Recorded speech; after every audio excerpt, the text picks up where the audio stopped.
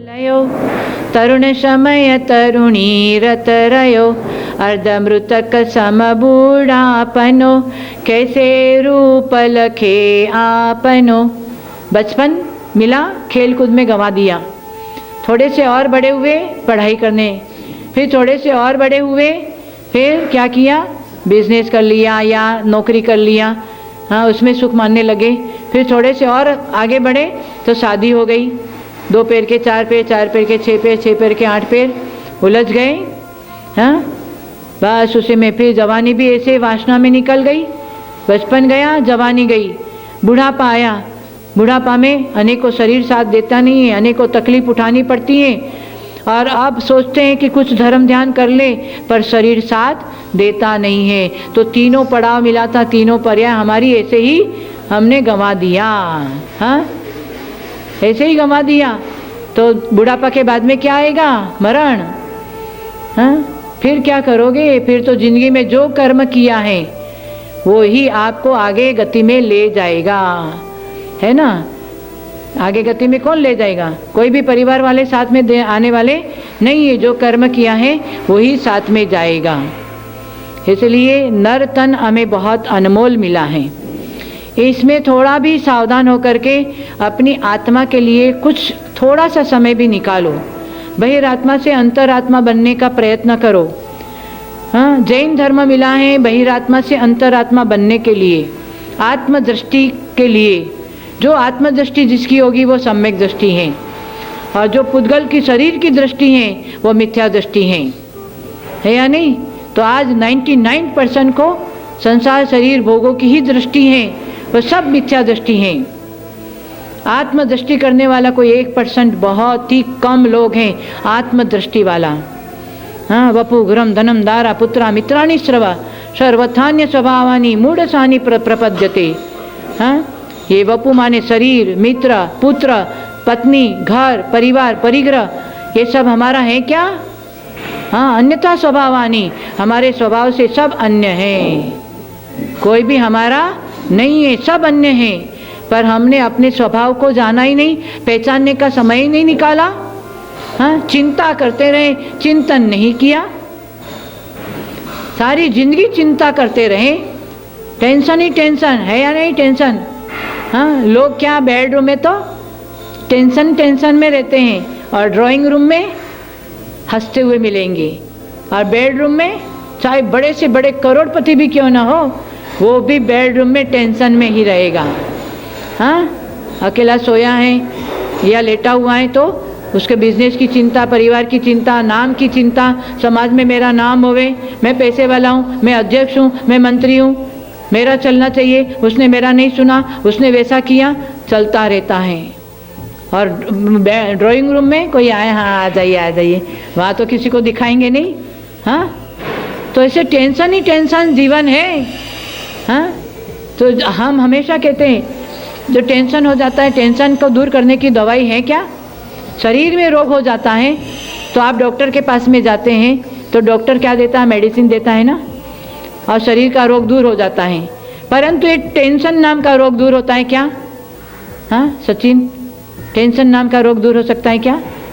हाँ टेंशन नाम का रोग दूर करने वाले आज हमारे साधु संत हैं। उस डॉक्टर ने शरीर का इलाज के लिए मेडिसिन दिया, परंतु ये टेंशन नाम का रोग दूर करने के लिए हमारे साधु संत मेडिटेशन बताते हैं।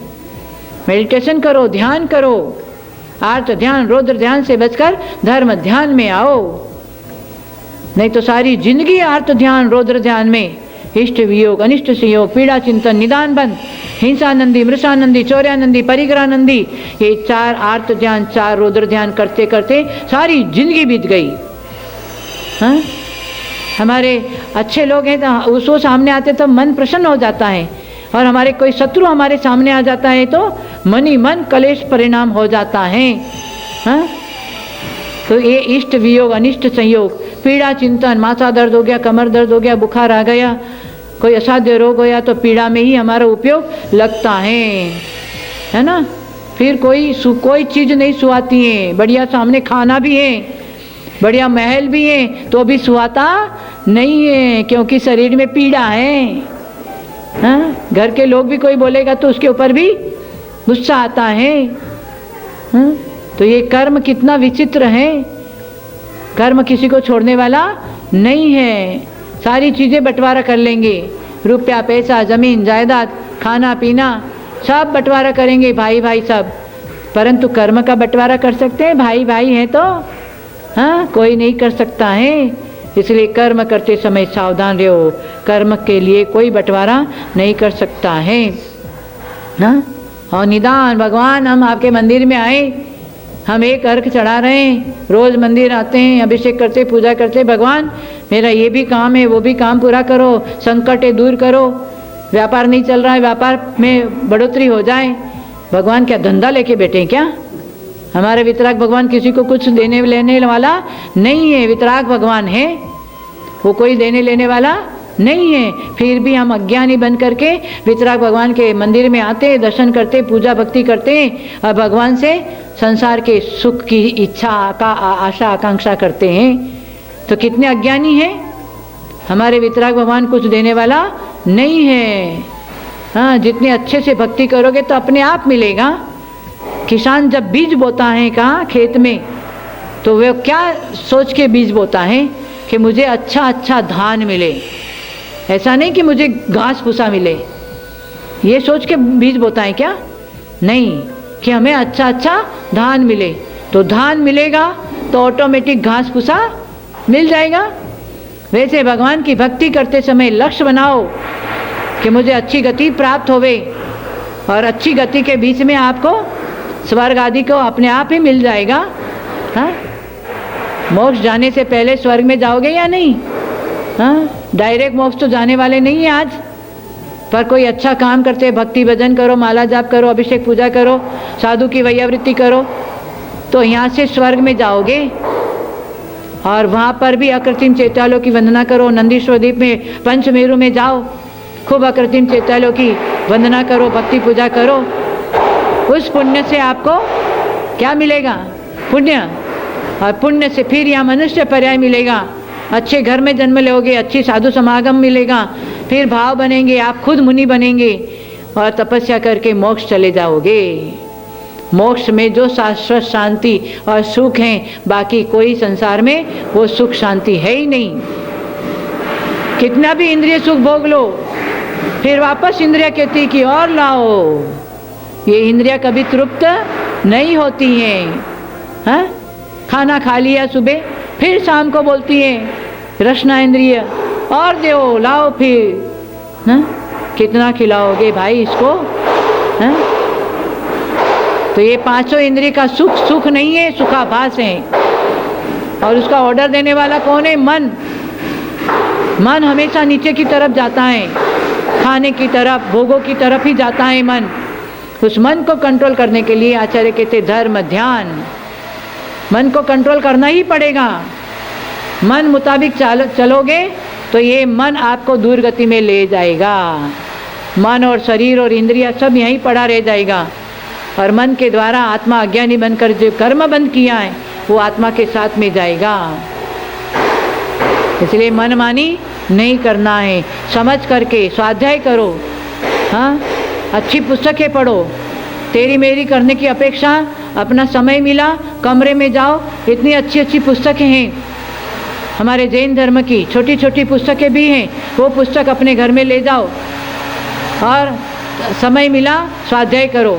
एक पेज भी पढ़ो तो आपका परिणामों में परिवर्तन आएगा, आपको खुद को शांति मिलेगी, समता भाव आएगा। हाँ, तो तेरी मेरी से बच जाएंगे। स्वाध्याय बहुत ज़रूरी है। स्वाध्याय नहीं करने की वजह से आज हम राग द्वेष में, कषाय में पड़े हुए हैं, मोह माया ममता में पड़े हुए हैं, स्वाध्याय नहीं है। इसलिए सबसे पहले तो स्वाध्याय करो। किसी त्यागी के निमित्त से आपने जबरदस्ती त्याग ले भी लिया तो थोड़ा बहुत पुण्य बंद होगा, परंतु स्वाध्याय करके, ज्ञान प्राप्त करके, संसार शरीर भोगों से ग्लानि करके आप अपने मन से कुछ त्याग करोगे, कुछ नियम लोगे तो कर्म निर्जरा होगी, विशेष पुण्य बंद होगा। अपने मन से लेना है। और माता जी ने कहा रोज अभिषेक करना है तो करना है, अब करना पड़ता है। हाँ, ऐसा नहीं मेरा कर्तव्य है। श्रावक का कर्तव्य क्या है? देव पूजा, गुरुपासी, स्वाध्याय, संयम, दान, तप, ये हमारा सत्कर्म, हमारा कर्तव्य है। और सुबह से उठकर हम कहाँ जा रहे हैं? संसार शरीर भोगों में। सुबह से उठकर देव पूजा, हाँ, और गुरुपाष्टी, भगवान की भक्ति, अभिषेक, पूजा करके, माला जाप करके, स्वाध्याय करके, फिर गुरुपाष्टी। हमारे जीवन में एक गुरु बनाओ, उस गुरु से एक मंत्र लो, और वो मंत्र सुबह भी जाप करो, शाम को सोने से पहले भी जाप करके सो। और वो मंत्र किसी को बताया नहीं जाता है ना? इसलिए गुरु, जीवन में गुरु भी होना चाहिए। तो हमारा देव पूजा, गुरुपाष्टी, स्वाध्याय, संयम, 1-1 घंटे का, 2 घंटे का, 1 दिन का, महीने में 4 दिन का ब्रह्मचर्य, हाँ, महीने में 15 दिन का रात्रि भोजन त्याग, महीने में 2 दिन रात्रि पानी त्याग, कुछ नहीं होगा। आज हमारे गुरुदेव को आज अन्न का 23 साल हो गया त्याग किया हुआ है, हाँ, फिर भी इतना उपवास करते हैं। 6 रस का, नमक, घी, मीठा, तेल, दूध, दही, 6 रस का त्याग है। उबली हुई सब्जी और फल लेते हैं, हाँ, फिर भी वो हमारे से अच्छे से साधना कर रहे हैं। हम खाते पीते भी 1 घंटे का भी त्याग नहीं कर सकते हैं क्या? 1 दिन का भी त्याग नहीं कर सकते क्या? फिर रात्रि में, महीने में 4 दिन पानी का त्याग ले सकते हैं ना? फिर समथिंग इज बेटर देन, बोलो ना आगे, नथिंग। हाँ, कुछ न कुछ करो, नहीं तो ये शरीर कोई काम का नहीं है। 9 द्वार से मल बहता है, ये घृणादायक शरीर है। जिस शरीर में हम भोग भोगते हैं, उसको खिलाते हैं, पिलाते हैं, ये शरीर कोई काम का नहीं है, गंदा शरीर है। हाँ, कितना भी सुबह हमाम सनलाइट साबुन से, शैम्पू से, बढ़िया बढ़िया साबुन से नहलाओ, फिर भी वो तुम्हारा शरीर पवित्र होने वाला नहीं है। हाँ, हम बोलते हमेशा, आजकल क्या हो गया, ज़माना बदल गया, किचन का सामान तो कम हो गया और बाथरूम का सामान बढ़ गया। हाँ, जितने सदस्य हैं उसका शैम्पू अलग है, उसका क्रीम अलग है, उसका तेल अलग है, पता नहीं उसका साबुन अलग है। हाँ, बाथरूम में तो बहुत सामग्री बढ़ गई और किचन में सामग्री कम हो गई। डॉक्टर ने बोल दिया शुगर है, चीनी नहीं खाना, हाई ब्लड प्रेशर है, नमक नहीं खाना, हाँ, अल्सर हो गया, मिर्ची नहीं खाना। वहाँ किचन से तो सामान कम हो गया। घी नहीं खाना, चर्बी बढ़ जाएगी, मोटापा आ जाएगा। हाँ, तो किचन से सामान कम हो गया, परंतु बाथरूम का सामान बढ़ते जा रहा है। हाँ, इसके लिए कमा रहे हो क्या? हाँ, अरे कमाया, पुण्य से कुछ मिला है तो दान करो, दान, पूजा, भक्ति करो, साधु की वैयावृत्ति में लगाओ, जिनवाणी को छपाने में लगाओ, जितना शक्ति हो कीजिए। शक्ति प्रमाण, शक्ति बिना श्रद्धा धरे। हाँ, शक्ति के अनुसार करो, नहीं शक्ति तो श्रद्धा भी करो, भगवान के मंदिर में जाकर श्रद्धा करो। कुछ नहीं आता है कोई बात नहीं। हमने पहले भी बोला था, एक छोटा बच्चा और एक बुजुर्ग दोनों मंदिर में आए, और वो बच्चा को बेचारे को कुछ आता ही नहीं है, और वो बुजुर्ग बहुत जोर जोर से ओम नमः नमो अरियंताणम नमो सिद्धाणम जोर जोर से बोल रहा है, और वो बेचारा शांति से, भगवान को कुछ आता नहीं था। भगवान के सामने वो स्कूल में जो सिखाया था ABCDEFGHIJK, वो इंग्लिश की पूरी बोल दिया, बाराखड़ी बोल दिया, और भगवान को बोला मेरे को कुछ आता नहीं है भगवान, ये जो आता था उसमें आप प्रार्थना बना लेना और मुझे आशीर्वाद दे देना। यूँ इतने में इतनी भक्ति से ऊपर से देव आ गया, बच्चे के पास में देव आके खड़ा हो गया। बोले क्या चाहिए बच्चा तेरे को? बोले आप कौन है? बोले तेरी भक्ति इतनी अच्छी है, निष्कपट भक्ति है, छल कपट रहित भक्ति है, इसलिए तेरी भक्ति से हमारे सौधर्म सभा में चर्चा हुआ कि इतना छोटा सा बच्चा इतनी भक्ति कर रहा है, इसलिए मैं तेरे पास में आया हूँ। बोले मुझे कुछ नहीं चाहिए। हाँ, तो वो बूढ़ा आदमी देख रहा था, बोले मैं रोज रोज आता हूँ, इतने जोर जोर से भक्ति करता हूँ, साला देव मेरे पास में नहीं आया, हाँ, और ये बच्चे के पास में आ गया। वो देव कहता है भाई तुम्हारी ढोंग की भक्ति है और बच्चे की ढंग की भक्ति है। हाँ, ये ढोंग की भक्ति नहीं करना है। आजकल बुजुर्ग लोग ढोंग की भक्ति करते, दिखावा। हाँ, दिखावा से कुछ नहीं मिलने वाला है। अंतरंग से भक्ति करो, वो है अंतरात्मा। वो अंतरात्मा ही एक दिन परमात्मा बन सकता है। आज तो दिखावट, बनावट, सजावट में हमारी गिरावट आ गई। हाँ, लोगों को दिखाना है मेरा रूप है, हाँ, मेरा बल है, मेरा ज्ञान है, मैं इतनी तपस्या कर रहा हूँ, मैं वैभवशाली हूँ। अरे किसको दिखा रहे हो भाई? उन महापुरुषों के पास में जो संपत्ति संतति थी वो आज तो कुछ भी नहीं है, कुछ भी नहीं है। वो महासत्यों का रूप था, आज कुछ भी रूप नहीं है। हाँ, फिर रूप के मदद से गलत भावना करते हैं, विकार लाते हैं। हाँ, उस पैसे के लिए ना जाने क्या क्या कर्म करते हैं। हाँ, रूप मिल गया तो खोटी भावनाएं करते हैं, बल मिल गया तो उसका दुरुपयोग कर रहे हैं। ये सारा आपको जो मिला है पुण्य से मिला है, और अभी आज उसका दुरुपयोग करेंगे तो आगे मिलने वाला नहीं है। तो जीवन में कुछ करके जाना। जीवन मिला है तो खाली परिवार का पालन पोषण कर लिया, इतने से जीना नहीं है।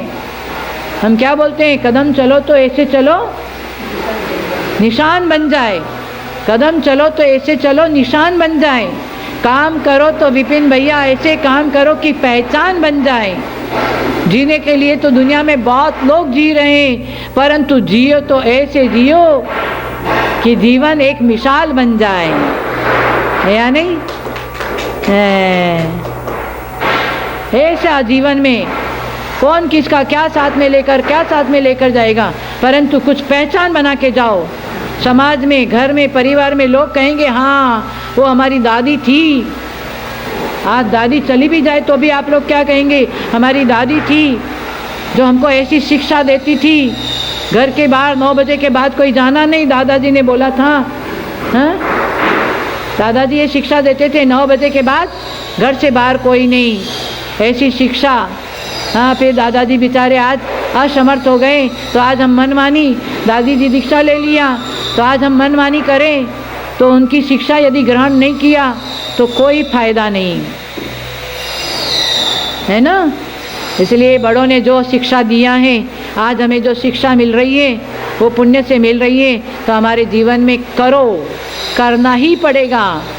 हाथ पे हाथ रख के बैठे रहोगे, खाली सोचते रहोगे तो पेट भरेगा क्या? कैलाश जी, भूख लगी भूख लगी भूख लगी, सामने थाली है फिर भी बोलेंगे भूख लगी भूख लगी।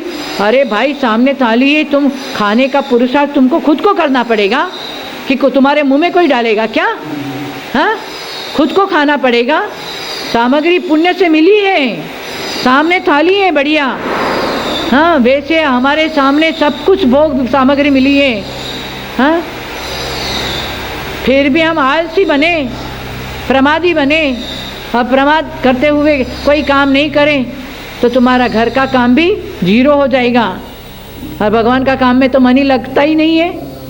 हाँ, भगवान के काम में मन लगाओ, धर्म ध्यान में मन लगाओ, नहीं तो कर्मों की मार पड़ेगी, तब कोई बचाने वाला नहीं।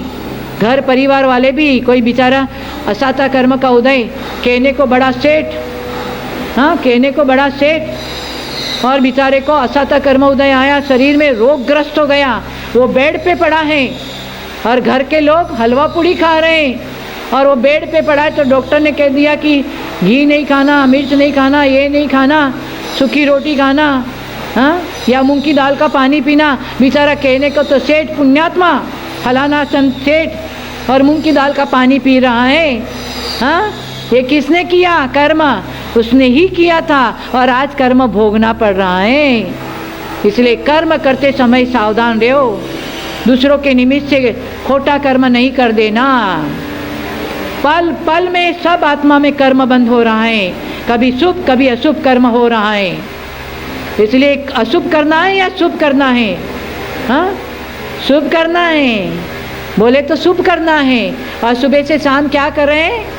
हाँ, 1 घंटा मंदिर में जाए आए, हाँ, तो बस हो गया।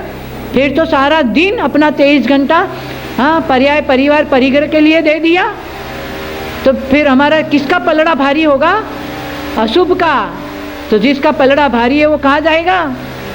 हाँ, नीचे जाएगा। सब समझदार हैं, प्रवचन देने की जरूरत ही नहीं है, सब समझते हैं। हम अशुभ परिणाम करेंगे तो मेरे को कर्म भोगना पड़ेगा। हाँ, पर परिवार में भी एक दूसरे के निमित्त से तू तू तू, हाँ तो आई एम समथिंग, मैं जो हूँ वही सब कुछ है। क्या मैं जो कुछ हूँ वही सब है। कभी कभी छोटा बच्चा भी कभी कोई कुछ कहता है, अच्छी बात है तो ले लो। हाँ, कभी कभी बुढ़ापा में बुद्धि साठी बुद्धि नाठी। हाँ, कभी कभी जवान लड़के लोग भी बोलते हैं, पिताजी ऐसे नहीं ऐसे करो, तो मान लेना चाहिए। ऐसे नहीं कि मैं बड़ा हूँ तेरी बात कैसे मानूँ। अरे कोई बड़ा नहीं है, बड़ा होता है वो सब कढ़ाई में होता है। बड़ा कहाँ होता है? कढ़ाई में होता है। ये हंसी मजाक का समय नहीं है। तीर्थ वंदना के लिए आए, समय निकाल करके, गृहस्थी को समय नहीं मिलता है। तीर्थ वंदना के लिए आए, पैसा खर्च करके आए और इतनी मेहनत करके पहाड़ पे जाओगे और एक एक चरण के दर्शन करके करोड़ों करोड़ों रुपया उपवास का फल लोगे। और यदि नीचे आकर या वहाँ पर भी बाहर का होटल बाज़ार का खा लिया, रात्रि भोजन कर लिया, रात्रि पानी पी लिया, होटल बाज़ार का खा लिया, जमीकन आलू मूली गाजर खा लिया, सब बराबर हो गया। हाँ, ऐसी महान यात्रा करके जमीकन का त्याग करो, आलू मूली गाजर का त्याग करो, रात्रि भोजन त्याग करो, महीने में 10 दिन रात्रि पानी त्याग करो। त्यागी के पास में हमारी दुकान में त्याग है, इसलिए त्याग ही बताएंगे। हाँ, परंतु त्याग सुहाता नहीं है, इसलिए सैल्यूट नंबर 1 2 3 भागे।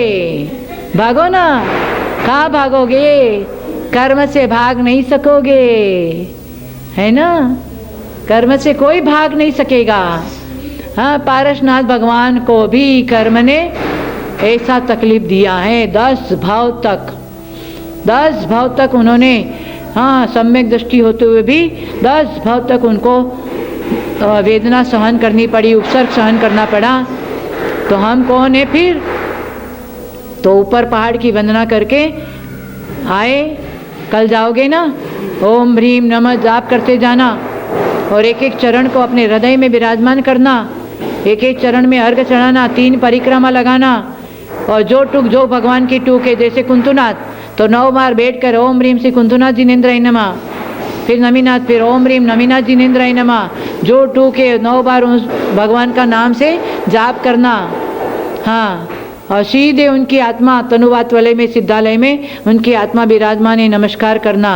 और कौन सा सफ़ेद चरण है, कौन सा काला चरण है, ये सब ध्यान करके आना। परसों आएंगे, उसके बाद में हम पूछेंगे, है ना। हाँ, तो ध्यान से आपका वंदना होगी, भाव से वंदना होगी, तो नरक तिरंज गति से बच जाओगे। और सारा चरण याद होगा तो रात को सोने से पहले आप बेड पे जाओगे, बेड पे जाते ही नमोकार महामंत्र का जाप करो और उपयोग ले जाओ सम्मेद शिखर जी की यात्रा पर। तो वहाँ बेड पे ही आपका नमोकार मंत्र भी हो गया और सम्मेद शिखर जी की यात्रा भी हो गई। बनिया है, थोड़े में लाभ उठा लेना। जो लाभ उठाएगा उसका ही लाभ का उल्टा क्या है? भला हो जाएगा। जो लाभ उठाएगा उसी का भला होगा, है ना। ऐसे शिखर जी की यात्रा करना, बाहर का कुछ खाना पीना नहीं, है ना। तो ये यात्रा करने से हमारी ये चारों गति की यात्रा समाप्त हो जाएगी। ऐसी यात्रा का सद्भाव आज भी है। सबसे बड़ा सिद्ध क्षेत्र है सम्मेद शिखर जी, है ना। ऐसे सम्मेद शिखर जी का स्थान हर किसी को नहीं मिलता है। ऐसे निर्ग्रंथ गुरु का सानिध्य हर किसी को नहीं मिलता है। ऐसे वितराग देव का दर्शन हर किसी को नहीं मिलता है। हाँ, तो बहुत बोल दिया। हाँ, बोलते तो हम बहुत हैं, परंतु हमारा तो रिवीजन हो रहा है। हाँ, हमको तो डिवीज़न मिल जाएगा। No division without revision.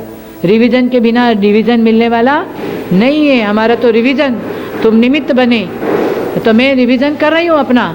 परंतु जो आपने सुना है उसका थोड़ा सा चिंतन करना कि मुझे क्या करना है। सुबह 1 घंटा, शाम को 1 घंटा तो निकाल ही सकते हैं, ऐसा नहीं है। 24 घंटे में कितना? 2 घंटा बचा, कितना? 22, है ना। तो 22 घंटा आप खूब करो संसार का काम, परंतु 2 घंटा तो अपने लिए करो। हाँ, तो हम समझदार हैं, ज्ञानी हैं, जैन धर्म मिलना सार्थक है। घर से हमारे जो दीक्षा लिया वो भी तुम्हारे लिए सार्थक होगा, है या नहीं। नहीं तो फिर जब तक अटपट में रहे तब तक खटपट होए, जब मन की अटपट मिटे झटपट दर्शन। अटपट और खटपट से बचना हो तो रोज अभिषेक करो, माला जाप करो, स्वाध्याय करो, है ना। ये सब करते रहो, करना ही करना है, करना भी कर्म है। करना माने कर्म है, परंतु पाप कर्म न करके पुण्य कर्म करना। और वो पुण्य कर्म करने वाला ही एक दिन साक्षात श्रीमंदर भगवान का दर्शन करेगा, साक्षात भगवान की वाणी सुनेगा और वहाँ से मुनि बन करके मोक्ष जाएंगे। तो आज भी योग्यता है। बोले द्वादशांग जिनवाणी माता की, आचार्य श्री शंभो सागर जी गुरुदेव की जय। वाणी के ज्ञान से सूझे